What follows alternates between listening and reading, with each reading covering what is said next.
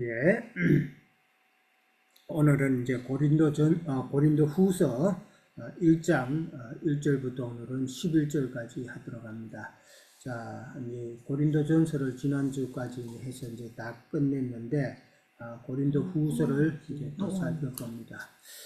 자, 고린도 후서를 사도 바울이 이제 집필을 쓰게 된 이제 배경부터 우리가 한번 살펴봐야 될 것 같아요. 고린도 교회는 사도 바울이 이제 2차 전도 여행을 할 때, 이제 1차는 이제 소아시아 그쪽 지역으로 이제 가까운 데를 했죠. 그 다음에 이제 2차 전도 여행을 할 때는 마게돈 조금 더 멀리 나가죠. 에게해를 지나서 소아시아 바로 옆에 에게해라는 바다가 있잖아요. 그 바다를 지나서 이제 그 마게도냐 지방으로 이제 가서 이제 전도를 하게 되죠. 마게도냐 위에는 마게도냐 지방이고 밑으로 내려가면은 거기가 아가야 지역이에요. 거기가 지금으로 말하자면 그리스 땅이에요. 그리스 땅.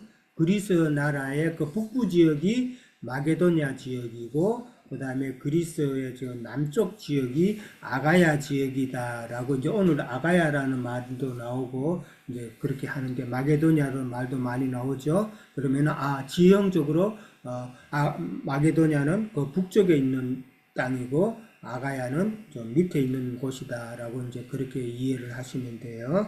이제 사도 바울이 2차 전도 여행을 할 때에 이제 고린도에서 1년 6개월을 이제 거기서 있으면서 복음을 전했죠. 1년 6개월을 있으면서 머물면서 복음을 전했고, 이제 그래서 거기서 이제 교회를 세운 것이죠. 그게 이제 사도행전 18장인가 나오죠. 19장 18장인데 사도행전 18장 1절에 보면은 이제 고린도전서에서 그렇게 그러니까 아덴이죠. 고린도에서 전도하는 게 나와요. 근데 고린도 이제 18장에 보면 이제 아덴을 떠나라고 이제 고린도에 갔다라고 그렇게 돼 있죠. 그러니까 아덴이라는 곳은 바로 고린도 바로 옆이에요. 아덴, 그러니까 그렇죠. 아테네죠. 아덴 거기 이제 그 우상의 도시죠. 거기서는 바울이 전도를 했지만은 참 열매가 없었죠. 열매가 한 사람인가 두 사람인가 거기 있는데, 열매가 왜 그러냐면은 거기는 우상이 심한 곳이고 철학이 있는 곳이고 이러다 보니까 참 복음이 들어가기가 어려웠다라는 것이죠. 그러니까 아덴에서 그렇게 하고 나서 바로 그 옆에 도시가 고린도예요. 고린도고, 이 고린도라는 도시는 그 아가야 지역의 수도예요. 수도였다라고 이제 보면 되고, 그러니까 이 고린도시에는 그 아가야 지역의 그 수도였기 때문에 상당히 그 각종 그 스포츠, 운동 이런 거 있죠. 그런 게임, 그 다음에 각종 그 유흥 문화, 먹고 놀고 뭐 술 마시고 놀고 뭐 이런 퇴폐적인 그런 문화가 좀 많았고, 그 다음에 이제 그러다 보니까 바로 그 옆에 또 그 아덴이 있었기 때문에 그 영향으로 각종 신들이 많아, 종교 다원주의라고 그러죠. 많은 신들이 또 있었던 그런 곳이고, 그러다 보니까 도시일수록 빈부차가 또 심하죠. 도시일수록 빈부차가 심했기 때문에 고린도도 빈부차가 심했다. 꼭 오늘날 우리 LA나 그 다음에 뉴욕이나 이런 큰 도시하고 똑같다라는 것이죠. 뭐 뉴욕이나 뭐 LA도 보면은 상당히 뭐 사람들 한번 풋볼 게임 하면 사람들이 다 미치죠. 그 다음에 월드컵 하고 뭐 풋볼 게임 뭐 결승전 하고 이러면은 뭐 티켓 값이 몇만 불이잖아요. 그런데도 그 티켓 살려고 사람들이 마지막에 가서는 그렇게 돈을 쓰잖아요. 저는 도무지 그게 이해가 안 되는데, 집에서 편하게 보고 싶으면 집에서 편하게 그 TV 보면 되지. 더 편하잖아요. 근데도 그런 몇만 불씩 내면서 연말에 농구 결승전 하는 거 보면은 그 제일 앞자리에 그게 뭐 10만 불이 넘는다고 그러던가 그렇더라고요. 어휴, 10만 불이면 돈이, 한국 돈이 1억 5천이에요. 그런 돈 내고 본다는 사람은 도대체 하기야. 우리 아들이 이제 처음에 산호세 그 IT 그 회사 다닐 때에 그거 TV를 보다가 자기 회사 그 사장이 거기에 앉아 있더래. 그래서 역시 돈 많은 사람은 그래도 가는구나 했는데 쓸 데가 없으니까 그런 데 쓰고. 그렇죠. 항상 너무 돈 많은 경제가 사람은 또 들어가요. 그렇게 쓰죠. 근데 그런 것이 결국은 사실은 저는 생각에 너무 돈이 많다고 해가지고 그 돈을 함부로 쓰는 것도 그것도 하나님 앞에 죄다라는 생각이 들어요. 네. 그러니까 자기가 쓸 만큼 쓰고 간혹가다 그런 사람이 있잖아요. 자기 재산이 수십조가 되는 사람인데 뭐 워렌 버핏인가요? 그런 사람 같으면은 자기 재산이 수십조 뭐 수백조 되는 그런 아주 큰 부원데도 옛날 몇십 년 된 뭐 100년이 다 돼가는 옛날 집에서 아직도 산다고 하는 그런 사람도 있잖아요. 그런 사람이 참 죄 안 짓고 사는 사람이죠. 예. 근데 너무 있다고 해서 함부로 쓰는 것도 하나님 앞에는 죄다라는 것도 생각을 해봅니다. 예. 그만큼 고린도는 그런 곳이었다. 그러니까 지금 환경적으로도 온전한 신앙이 뿌리 내리기가 쉽지 않은 상황이다라는 것을 생각해 볼 수가 있겠죠. 그 다음에 이제 그렇게 고린도 교회를 세우고 나서 바울이 이제 3차 여행 때에 에베소에서 3년을 있으면서 그때의 고린도 교회에 대한 좋지 않은 그 이제 소식을 들었죠. 고린도 교회가 잘못되어 가는 그런 내용을 이제 접했을 때에 에베소에서 이제 고린도 전서를 쓰게 되죠. 고린도 전서를 써서 이제 전달을 합니다. 그러니까 고린도 전서를 써서 이제 보내는데 이제 지난번 우리가 16장 마지막 부분에 가가지고 고린도 교회에서 이제 너희들도 연보를 모아서 예루살렘의 가난한 자들을 위해서 연보하도록 하라라고 그렇게 했죠. 그러면서 이제 고린도 교회에 방문할 계획이 있다라는 것을 이제 설명을 했었죠. 그러니까 에베소에 있으면서 근데 바울은 바로 고린도로 가지 않았죠. 어디로 갔어요?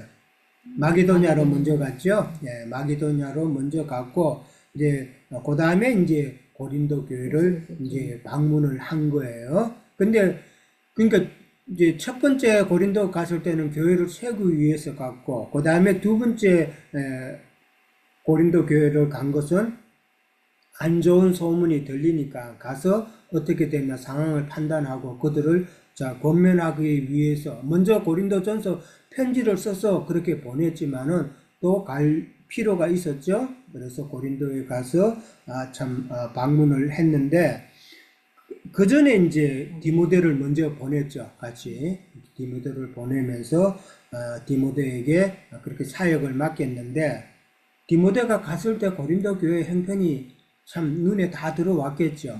예, 그러니까 고린도 교회가 우상 숭배를 하고 그 다음에 엄행을 하고 영적인 엄행이죠. 영적인 엄행을 한다는 것은 결국은 교회 내에 영적인 질서가 없었다라는 것이죠. 무질서한 그런 모습. 그 다음에 거짓 교리가 많이 들어와 가지고 참 고린도 교회 교인들이 참 갈팡질팡하고 있는 그런 모습을 이제 보게 됐다라는 것이죠. 그래서 이제 바울은 에베소에서 편지를 보내고 디모데를 먼저 보냈다가 마게도냐로 갔다가 이제 고린도 교회를 이제 2차로 방문을 하게 되죠. 근데 2차 방문 때에는 이제 고린도전 후서를 오늘 우리가 이렇게 쭉 보면은 바울이 2차로 고린도에 갔을 때는 많은 어려움을 당했다라는 것이죠. 네. 그러니까 11장 4절을 한번 볼까요? 후서 11장 4절. 거기에 보면은 우리가 참 많이 인용하는 내용들이 나오죠. 거기 보면은 누가 가서라고 그러죠. 누가는 누구예요? 거짓 교사들이죠. 거짓 교사들이 고린도 교회에 가서 우리가 전파하지 아니한 다른 예수, 다른 영, 그 다음에 다른 복음을 받게 했다라는 것이죠. 그런데도 고린도 교인들은 그것을 잘도 받아 먹었다라는 것이죠. 예.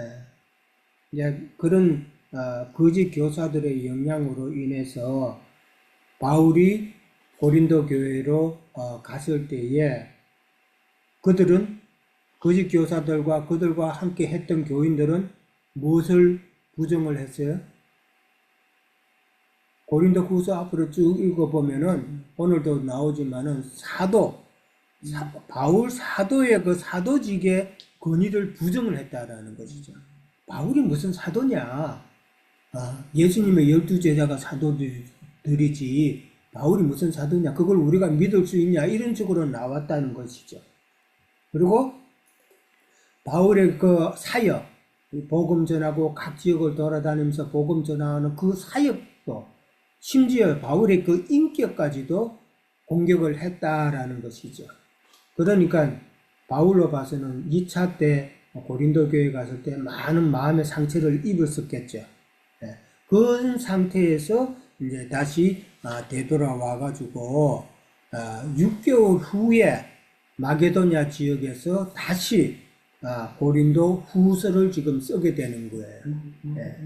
그렇죠. 그러니까 고린도 후서를 쓰게 된 배경을 우리가 이제 그렇게 조금 이제 정리를 해드렸어요. 그러니까 2차로 고린도 교회 갔을 때 그 받은 상처가 있고 이래서는 안 되겠다 싶어서 마게도냐로 가서 6개월 만에 다시 고린도 후서를 써서 누구 편에 보냈어요? 디도 편에 보냈죠. 예. 디도 편에 보냈는데 그 내용은 아무래도 고린도 교회가 해결을 촉구하는 그런 내용이겠죠. 너희들이 지금 잘못되고 있다. 그러니까 해결을 촉구하는 그런 어떻게 보면은 해결을 촉구하고 하는 그런 마음이다 보니까 바울의 그런 감정적인 표현이 좀 많이 있다라고 볼 수가 있는 것이죠. 그러니까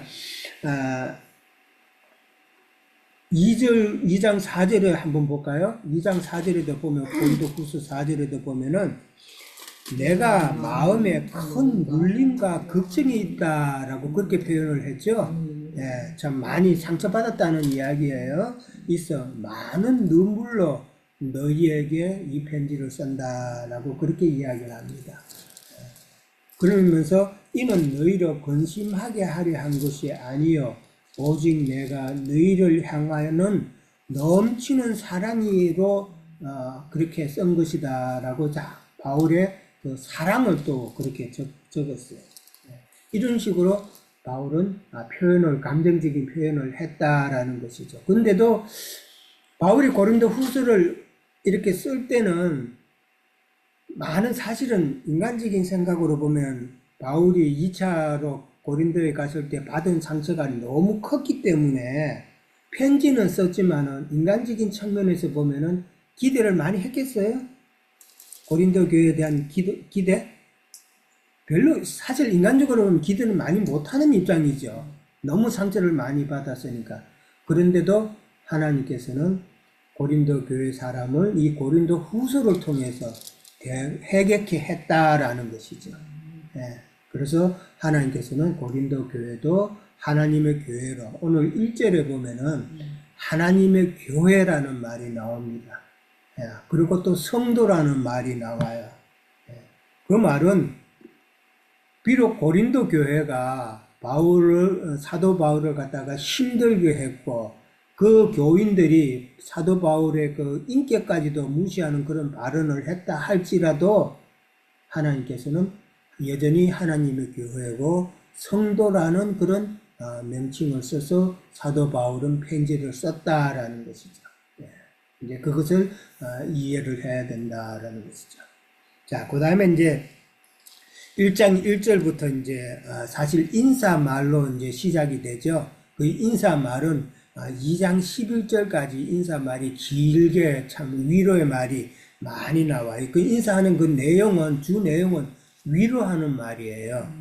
지금 1장에 보면은 3절부터 시작해서 7절까지 쭉 그 9절 가운데 보면은 위로라는 단어가 뭐 10번인가가 나와요.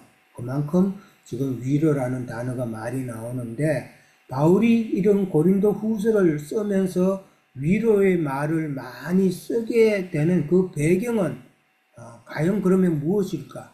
왜 이렇게 위로를 많이 하는 그런 글을 썼을까? 오늘 1번 문제인데, 그리고 또 우리는 그 어떤 위로를 또 받아야 되는가? 그렇게 이제 질문을 내봤는데, 위로라는 것이 또 무엇일까? 한번 설명해 보시겠어요, 누가?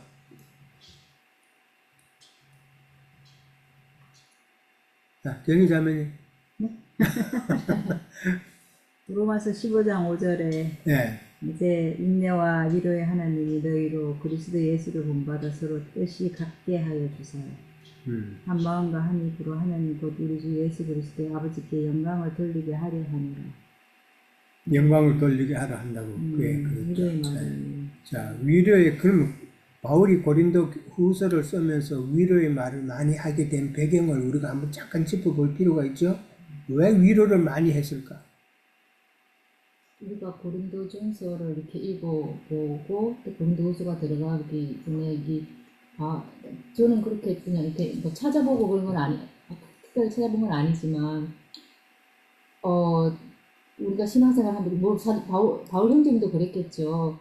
엄청난 많은 핍박과 엄청난 많은 고난과 엄청나게 참아야 되는 어떠함들이 그 지체들의 위로나 아니면 주님의 그리스도의 그 어떤 영적인 위로가 없으면 일을 할 수가 없는 거거든요. 인간적으로. 그래서 이렇게 그 되게 되게 고린도 교회에 대한 바램과 또 거기에 대한 열정은 있지만 여전히 여러 가지 쉽지 않은 어떤 거에 대해서 서로가 위로하고 서로 섬기고 어떠한 것이 있지 않으면은 우리가 이 길을 갈 수가 없잖아요. 복음 전하는 것도 진짜 어렵고, 그리고 6절도 보면은 우리가 환난을 당하는 것도 너희를 위한 위로와 구원을 받게 하려 하며, 이렇게, 그러니까 약간 그런 서로가 위로해주는 그런 어떠한 것들이 환난을 이기게 하고, 고난을 이기게 하고, 전도할 수 있는 그런 힘을 주게 하는 그런 거기 때문에, 이런 말씀을 고린도후서에 쓰지 않았을까. 예, 저는 그렇게 믿음 생활하면서 우리 자신도 그래요. 우리도 위로가 필요한 우리도 서로가 지체간에 지체간에 서로 위로가 있어야 되고 그 다음에 주님이 주시는 위로가 있어야 된다. 그럼 그 위로라는 것을 무엇으로 규정할 수 있을까? 깨달은 말씀, 나누고 깨달은 말씀이다. 이게 그렇죠. 그런 참을 갖고 있는 그 어떤 것으로 힘을 받고 가야지 다른 어떤 위로라고 그러면 세상 교계에서는 뭐 혼적인 그런 위로의 말 이제 그런 것으로 생각하는데 그러나 우리가 생각할 수 있는 것은 참 위로가 될 수 있는 것은 참 진리의 말씀이다. 진리의 말씀을 내가 깨달으면은 그 내가 금방 살아나잖아요. 그렇죠? 내가 어두웠다 할지라도 제가 힘든 가운데 있지만은 진리의 말씀이 깨달아지면은 그 순간 나한테 마음에 빛이 오잖아요. 그거 이상으로 위로가 되는 것은 없다. 이제 그러고 이제 고린도 교회에 대해서 고린도 전서를 쓰면서 바울은 계속 고린도 교회의 문제점을 계속 지적을 했죠. 그렇죠? 우리가 처음부터 이제 너희가 나누어졌다, 너희가 엄형을 저질렀다, 그 다음에 너희가 참 무질서하다, 너희가 우상 숭배를 한다, 여러 가지 많은 것을 우리가 다루었잖아요. 그런 것을 보면 어떻게 보면은 고린도 교인이 봤을 때는 아무리 자기들이 잘못한 것이 맞다 할지라도 그래도 좀 뭐라 그럴까 반항하는 마음이 생길 수가 있죠. 사람의 마음이라는 게 그렇잖아요. 아무리 좋은 말이라도 이래라 저래라 해도 그게 좋은 걸 알면서도 누구에게 자꾸 명령을 한다든지 지적을 하면은 사람은 거기에 대한 반감이 있다라는 거예요. 진짜 현명한 사람은 이제 그런 반감을 안 가지도록 하는 것이 현명한데 그래서 바울은 고린도 전서를 통해서 그런 면이 있었다라는 거죠. 우리가 생각해 볼 수 있잖아요. 그렇죠? 그러니까 위로를 그들에게 또한 해주어야 되는 그런 필요성을 느꼈다라는 것으로 이제 이해를 하면 되죠. 그렇고 참 우리가 조금 전에도 했지만은 우리가 받아야 되는 그 위로는 참 진리의 말씀으로 우리가 위로를 받아야 되는 것이다. 세상 말 잘하는 사람들은 세상 교계 전도사님들의 그 임무라 그럴까? 그런 거는 힘든 사람 찾아가지고 위로해주는 말 자꾸 하는 거잖아요. 네. 그러니까 뭐 물질적으로 하고 그 다음에 가서 찾아봐주고 그 다음에 혼적인 말로 그 사람이 용기 되는 말 이제 그것도 물론 그건 세상적인 그 위로죠. 그러나 정말 참 위로는 진리의 말씀을 힘든 자에게 참 전달해 줄 수 있는 것, 그것이 참 위로다라는 것을 우리는 생각을 해봐야 된다라는 것이죠. 자, 1절에 갑니다. 1절에 가면은 바울과 디모데는 참 자신들을 소개하면서 뭐라고 소개했어요? 바울과 디모데는 자신들을 어떻게 소개를 했어요? 예수의 사도된 그리스도 예수. 네. 1절에 보면 나오죠.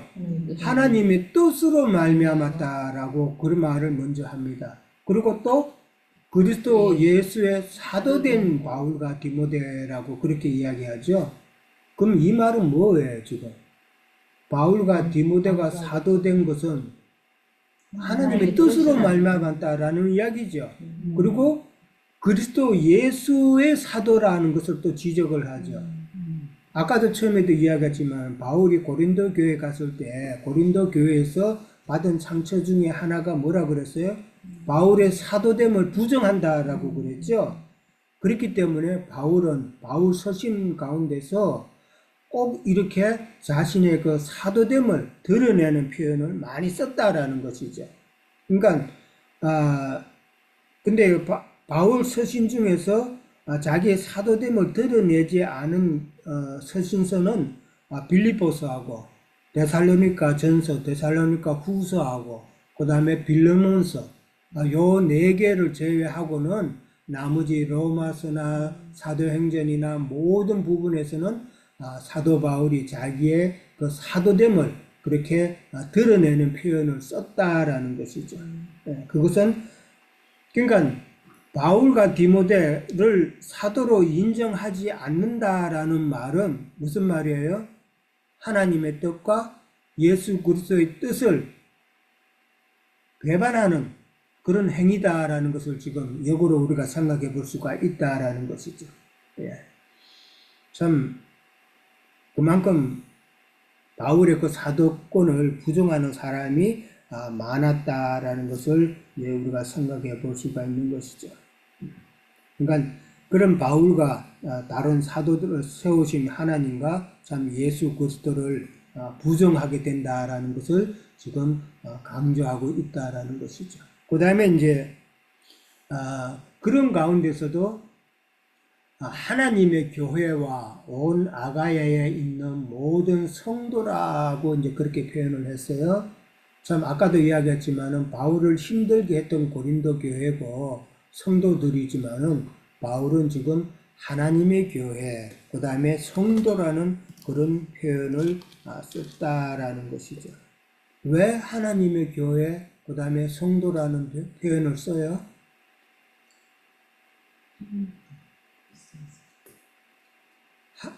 하나님의 교회, 그 다음에 성도라는 것은 하나님의 교회, 그래도 예수 그리스도를 믿기 때문에 예수님의 피로 사신 교회이기 때문에 그 교회 안에 있기 때문에 그 교회가 하나님의 교회인 것이다 라는 것이고, 그 다음에 성도라는 표현도 어떻게 보면은 그래서 어떤 사람이 그렇게 해서 성도라고 부르는 건 아니죠.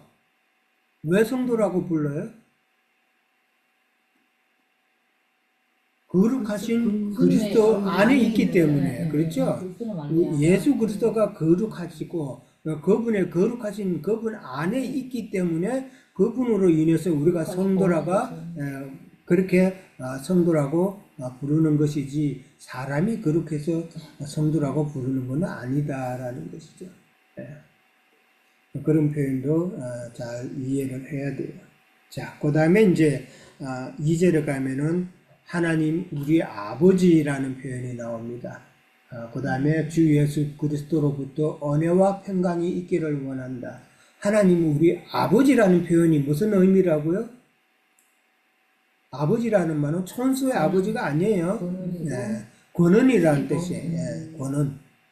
예수 그리스도의 권원은 아버지다. 아버지입니다. 하나님이다. 네, 맞습니다. 그 하나님은 곧 뭐라고요? 말씀이다 말씀입니다. 그랬잖아요. 예, 성경에 말씀이 곧 육신이 되어서 이 땅에 오신 예수 그리스도. 예, 권원이다라는 의미로 우리는 잘 이해를 해야 됩니다. 근데 세상 교계에서는 아버지라는 걸 갖다 천수 개념으로만 이해하니까 참 삼위일체라는 그것으로 굳어져 있는데 참 그러면서도 한 분이래요. 난 그 말이 이해가 안 돼요. 그러면서도 한 분, 애초부터 하면 한 분 하나님이지 세 분은 아니다. 그걸 이야기하는 것이죠. 그 다음에 이제 은혜와 평강이 있기를 원한다라고 그랬어요.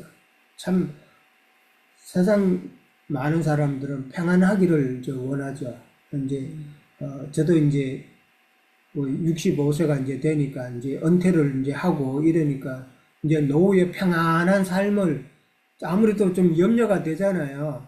평안한 삶을 이제 꿈꾸게 되고 그러는데 그러니까 평안이라는 게 세상 이제 노후에 아무런 물질적인 부족함이 없고 참 이제 골치 아픈 일이 없고 또 건강적으로도 좀 튼튼하고 그런 길을 바라죠. 그러면 참 평안한 노후를 다들 생각하잖아요. 그렇지만 성경에서 평안, 평강 무슨 의미예요? 그렇죠. 그리스도 안에 진리 안에서의 평안이다라는 것이죠. 참 진리 안에 있지 않으면은 많은 사람들이 참 예수님을 섬긴다고 하지만은 그러나 그들의 삶 가운데서 자세히 보면은 믿는다고 하지만 그들에게 평안이 보여요? 네. 뭐 수잔자매도 이야기하는데 옛날에 권사님들을 갖다가 이제 세상 교계에 있을 때 라이드 해준 때가 있었는데 차 태워서 가면은 권사님들 하는 내용, 이제 서로 대화하는 내용이 그저 남 비방하는 거, 그 다음에 뭐 목사님이 뭐 옷이 어떠니 저떠니, 누가 이러니 저러니, 남 이야기만 많이 한다라는 것이죠.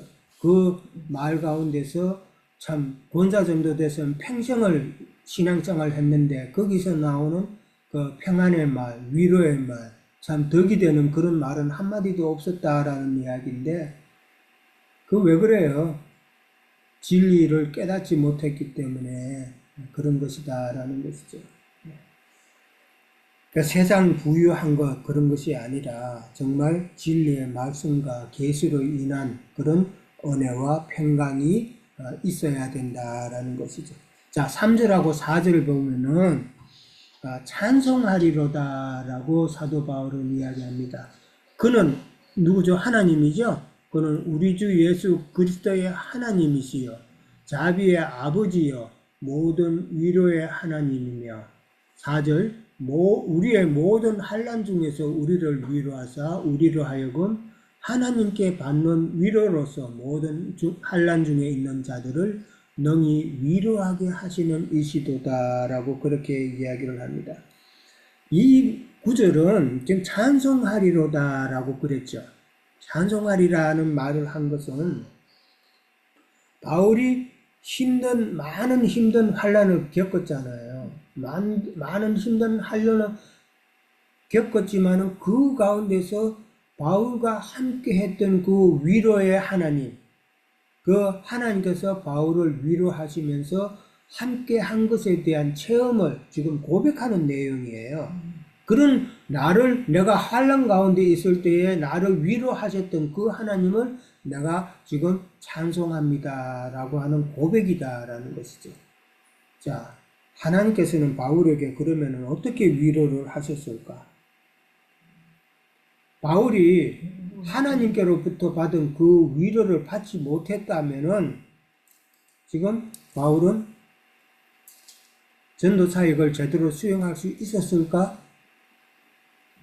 네, 힘들었겠죠. 네. 그러니까 우리가 아는 대로 바울은 셋째 하늘에 올라갔다라고 그랬죠. 네. 셋째 하늘이라는 게 뭐예요? 지성소 예수 그리스도. 그쵸? 뭐 지성소에 들어갔다는 이야기인데 지성소에는 하나님의 말씀이 있는 곳이고 계시가 있는 곳이고 하늘에 그 많은 계시가 바울에게 임했다라는 거 아니에요. 그것이 셋째 하늘에 올라간 것이다. 물질적인 그 어떤 셋째 하늘을 이야기하는 게 아니잖아요. 어디 셋째 하늘이 있어요? 거기 올라가면은 추워 죽는데, 꽁꽁 얼어 죽는데, 죽는 데가 셋째 하늘이에요? 아니잖아요. 셋째 하늘이라는 것은 마음에 있는 것이죠. 참 진리의 말씀이 깨달아지는 아주 깊은 참 그런 계시의 세계로 들어갔다라는 것이 이제 셋째 하늘이죠. 그런 위로를 바울은 받았죠. 근데 바울에게 하나님께서 그런 위로를 주신 목적은 또 뭐예요? 지금 3절 4절에 보면은 모든 환난 중에 있는 자들을 능히 위로하게 하시기 위함이다라고 그랬죠. 그러니까 바울이 위로를 받아가지고 많은 계시로 위로를 받아가지고 또 다른 많은 어려운 가운데 있는 교인들에게 성도들에게 또 위로 하늘의 계시로 위로해주기 위함이다라는 그런 내용이잖아요.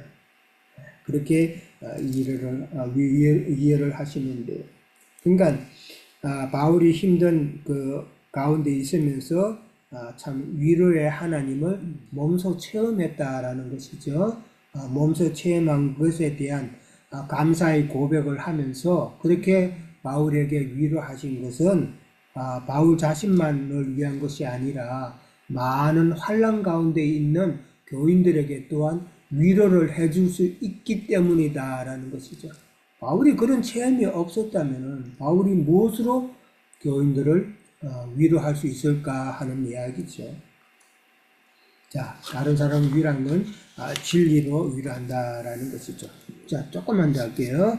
자, 1번 문제가 이제 그렇게 이제 했고, 위로라는 단어가 참 아까도 이야기했지만은 3절에서 10절까지 한 10번 정도가 나와요. 10번 정도가 나오는데, 위로라는 말은 우리가 성경을 보면은 거지 나사로가 아브라함의 품 안에 있었다라고 그랬죠.